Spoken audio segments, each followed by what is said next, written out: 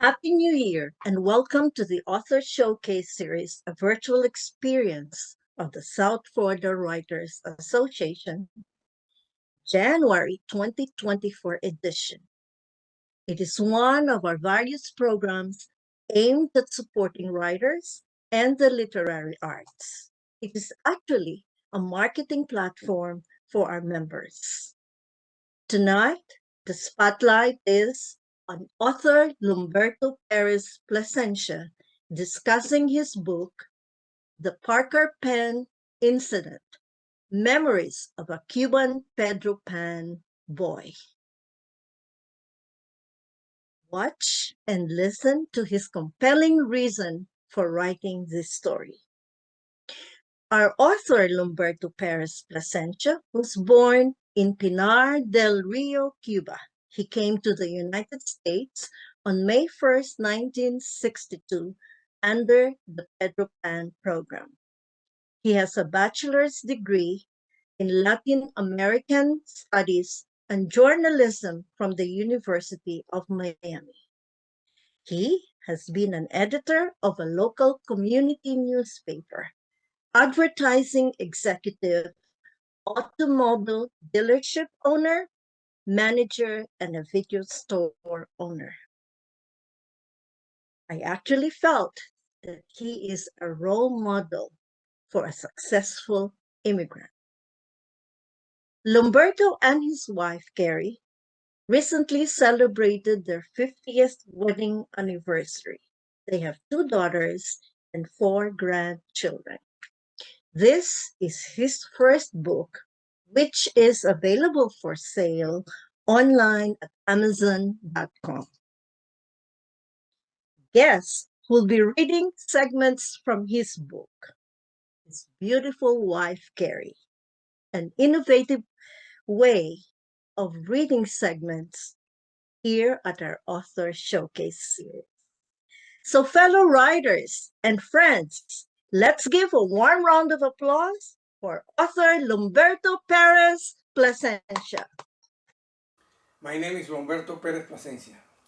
I am the author of The Parker Pen Incident, a book about my memories when I was a Pedro Pan in the U.S. after 1962.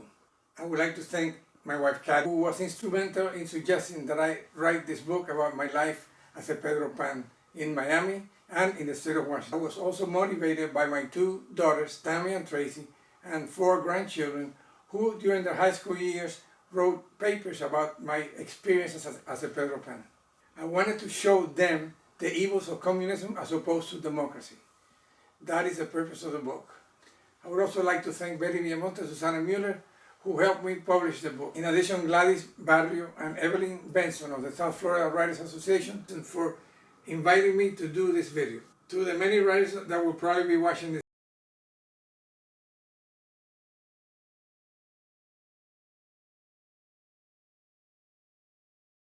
let me tell you what the book is about. In 1959, communism took over Cuba. Fidel Castro brought his own ideas about what government should be. Many parents became concerned. They feared that the government would take over their children. In Cuba, that was called Patria Potestad. So they started thinking about ways to have their children leave Cuba for a few months and then come back when communism had been eradicated. The Pedro Pan operation was an answer to their pleas. They wanted to make sure that the children grew up in freedom and democracy. A 30-year-old Irish priest came up with the answer.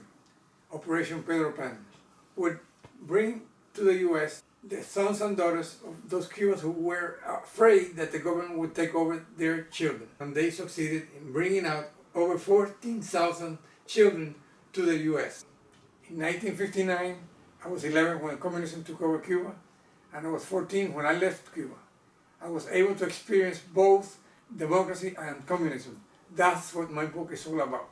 The 3 years that I was living in Cuba under communism, I saw the evil of communism. I saw them take over newspapers, magazines, radio stations, private property. They imprisoned those who were against them in ideology. So in 1962, we arrived in the US and we went to the Florida City camp run by the Pedro Pan operation. We were there until August 1962. at which time we were relocated to the state of Washington, to Yakima, Washington. So my book goes into all the things that we experienced coming to a new country. In the book, I write about the sad and funny events that we experienced. In Yakima, we live with 3 different foster families. We encounter a new culture. We encounter a new way of life. I attended a public school for a few months, and then I went to a Catholic school. All of that is related in the book. I also relate how we adjusted to a new way of life in the U.S. In chapter 16, I introduced a Plasencia family from Spain. In Spain, in the 1850s, they ran into a similar situation where they wanted to send their children away from Spain for a better life. And they sent them, ironically, to Cuba. And that's where they went, and that's where they grew their business. To me, they were the original Pedro Pans. It will be very interesting for you to read how the Plasencia family emigrated in 1850 to Cuba, and they established a tobacco growing business which exists until today. And today, the Plasencia cigars are famous all over the world. You're probably wondering why I call the book The Parker Pen Incident. This is a Parker pen. My wife will now read chapter 7 to explain why. Chapter 7, The Parker Pen. It was time to go to the airport. It was 6 a.m. when we got into the car. All 4 of us, Carmita, Tera, Ernie, and me. Carmita, the oldest of the 4, was not going now because she was too old for the Pedro Pan program. My father was driving his Oldsmobile Rocket 88. Mommy next to us, 4 in the rear seat. Us 4 in the rear seat.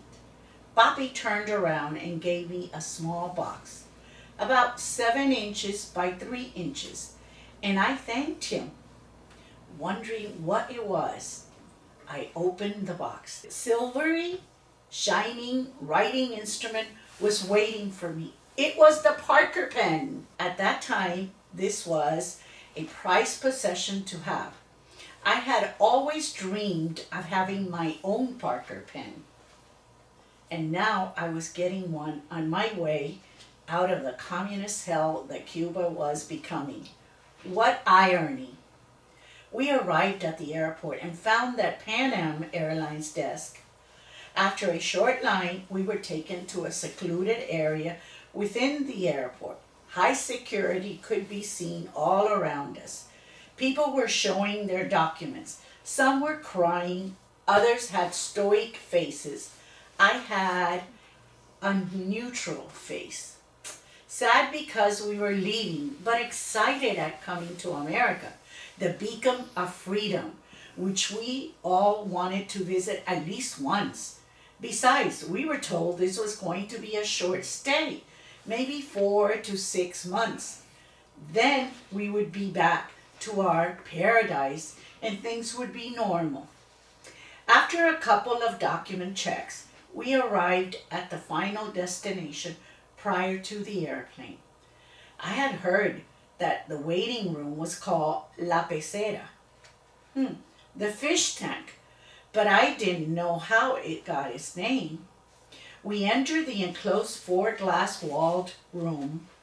The room could only be entered by those who were leaving, but of course the government bullies, with their meanness fully palpable, could enter and exit whenever they wished.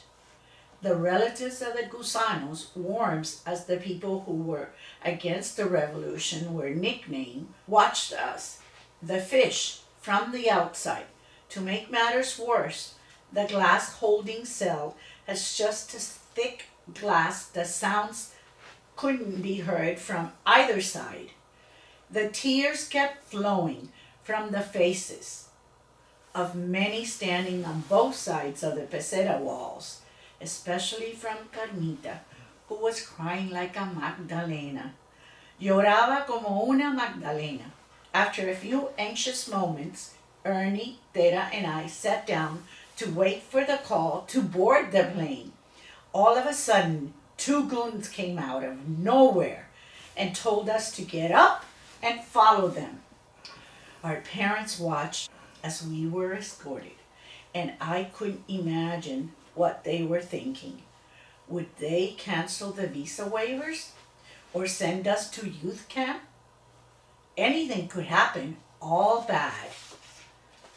Goon number one was a woman. She took Data to the women's restroom. Goon number two took Ernie and me to the men's bathroom. He said to us, "Do you have anything illegal?" I said, "No." Then he added, "Are you hiding money?" Again I responded, "No." Ernie was scared and didn't utter a word. He just looked at the man and then at me. The goon asked me to take off the belt so he could check it. Of course, he didn't find anything. Next, he checked Ernie superficially, didn't find anything either. He told me to lower my blue pants and underwear. I wasn't expecting a search of this nature, but I complied like a robot. He didn't find anything. I pulled up my pants and slowly turned around to face him. Then he saw something shiny sticking out of my shirt pocket. My brand new Parker pen. As fast and determined as a striking cobra, he pulled the pen out of my pocket. I noticed that the pen seemed small in his hands. The goon looked at it and said in no uncertain terms, "You can't take this." It was like I had been hit by a 2x4. I couldn't believe that the giant bully had taken my new Parker pen. I didn't know why he did it at the time, but it was evident that it was his way of showing power over me. He owned me, a skinny, 75-pound, 14-year-old Cuban boy who wanted to be as free as Pedro Pan. Later, my sister told me her goon had made her raise her blue and white flowered dress to see if she was hiding anything. Luckily, Data didn't have anything that the woman wanted or could use to display power over her. For my sister, the humiliation of having to lift her dress had been enough. In the beginning, I said that I would tell you about a new technology that I'm using in the book. It is called QR, which means quick response. It was invented in 1994 by a Japanese company called Denso Wave, and I thought that it would enhance the reading pleasure of people who wanted to see just more than just reading a book.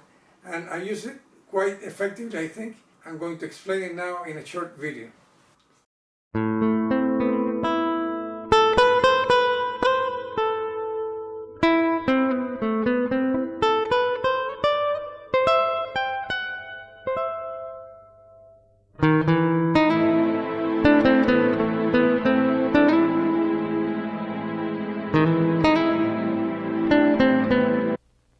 We are asking for foster homes for Cuban teenage boys, who form the vast majority of the children who need care. They should, yes. What do they want? You want a glass of milk, please? What do you call it in Spanish?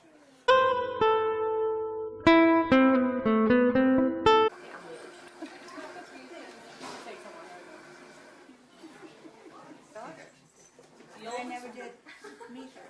She lives in And not with hit a, on it. and not with a toothpick. He's gonna put it on your food.